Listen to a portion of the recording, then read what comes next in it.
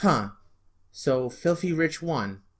Well, I wonder how everyone is feeling now.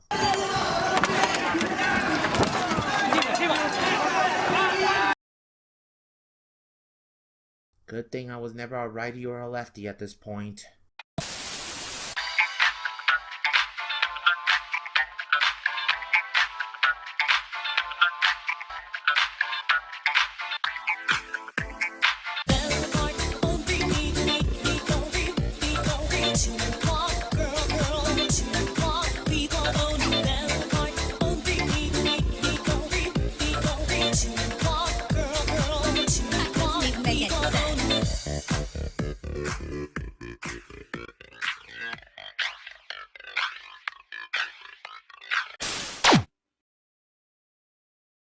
Hello there, everypony. This is Mark, aka the Wolf Pony, and I'm here to review a comic for once. Yeah, for those of you who don't know, I've been following the comics since it was first announced that IDW will be making these. If you want my quick opinions on the entire series as a whole, it's just like the show. Varying degrees of quality with some major hits, some okay to mess stuff, and major fucking misses. Now, I have already reviewed one of these comics on Comic Sans channel a while back, so here's the link so you can check it out.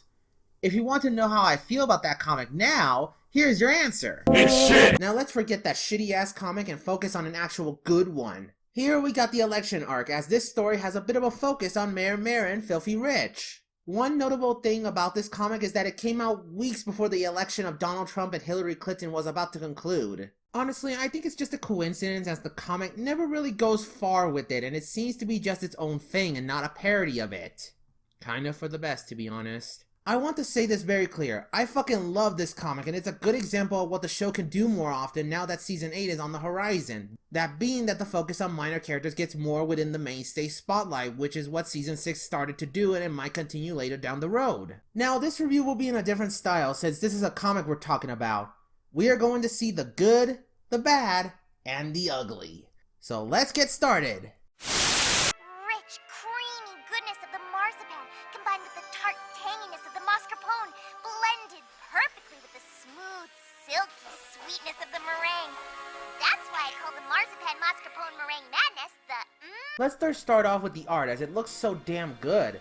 Angus Garboska, at least I hope that's pronounced correctly, sure knows how to make a cartoony comic without going all spineless and curvy that becomes distracting. I think what sticks out is the line work, as you can really see how it all blends in with the black outlines, keeping the shapes in check. It's at least pleasing to the eyes. Another good thing this comic does is managing to handle both sides of the conflict without degrading either side. Let's get this out of the way. I know the huge controversies that Ted Anderson has been with the whole blaming people for his problems rather than owning up to his own mistakes, but I'm not gonna touch on that because this comic didn't do any of the bullshit that I was worried about. Ted can actually write good comics provided that I don't see him shoving his #1 fan so hard in the background. You look it up because I already don't want to discuss that here. But this comic managed to give two sides with some decent respect without going, this side is evil! With the main 6 having debates like this, it managed to be at least equal ground with everyone. Yeah, they don't say that to the end, which avoids the dumb cliche of everything is good and all the problems are solved, yay!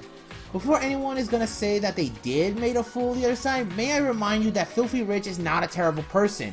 His characterization pretty much follows what the show has been putting out for a while now, and unlike his appearance in Everthree Camp, you can honestly tell that he wants to help but can't because he never knew that politics are not a business. Yes, I know how this could be a real world parallel to how it's gonna be, and for the most part it is, but Filthy Rich did show his best interest and he just ends up biting more than he can chew. These words right here show that he wasn't in it for the fame and thought the money would be the save-all be-all on doing these promises. Speaking of which, Tiara actually mentioned this being a big flaw that she noticed from her dad. With how the show making it clear that he is very oblivious at worst, Filthy Rich just had the mindset of thinking that following a business model will work out in the end just like his company, but only to see that it doesn't relate to that at all. Going a bit off topic, I love how Tiara is being handled in this scene. This came after the Reformation, and for a small scene, it's pretty fantastic. The comic makes a lot of nods to this, and I just wish the show would start doing that too more often. But going back on track, what made this entire issue worth the read is Mayor Mare herself. Seriously, we get to see how and why she's able to be the mayor for so damn long. She's always aiming for realistic goals and making sure every pony is stable rather than pleasing every pony. They don't make her some Mary Sue either, as she knows that some things will fall and that is okay because you could always look for a better solution. A mayor doesn't just make promises, because we can't make every promise come true.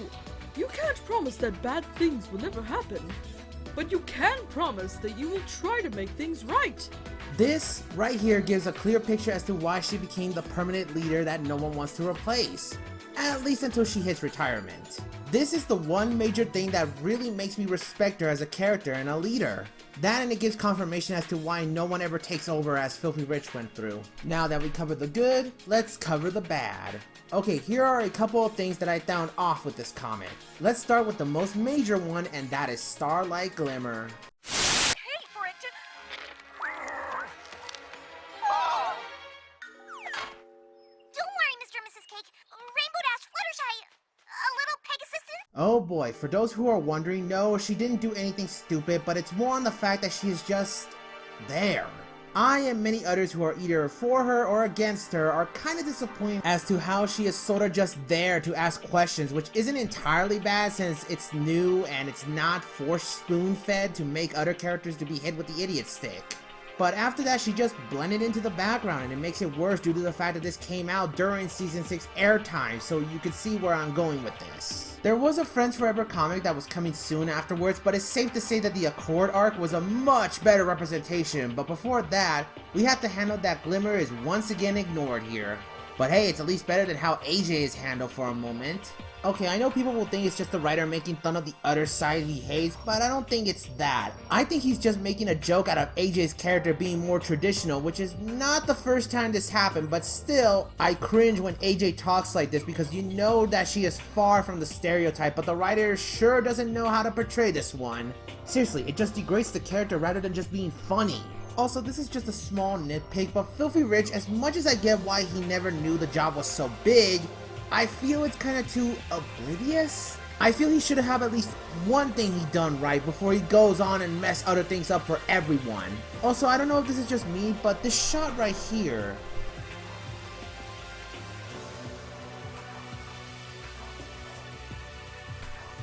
why does that worm look like a sock puppet to me? Okay, now the time to cover the ugly part of this comic, which thankfully it's not that much, but I still think it might be an issue. You better hold off on giving yourself an award just yet, Pinky. Look at what? Huh?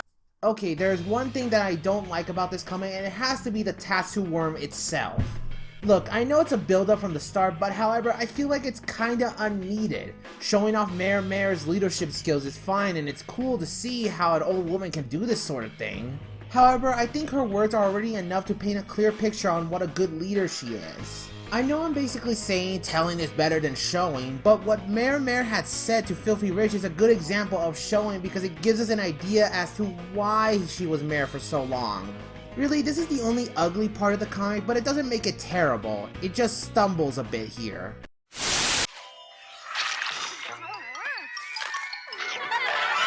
In conclusion, this comic came out at the right time as many people are getting confused of the quality of the MLP comics has been going recently. Not only does this give an insight to a background / secondary character, but it managed to avoid the entire problem with politics and made it a logical conflict out of this. If there is ever an issue I highly recommend, it would be this one, especially for Mayor Mare fans. Now I guess it's time to need to tackle another terrible comic like the Deer arc. Oh boy.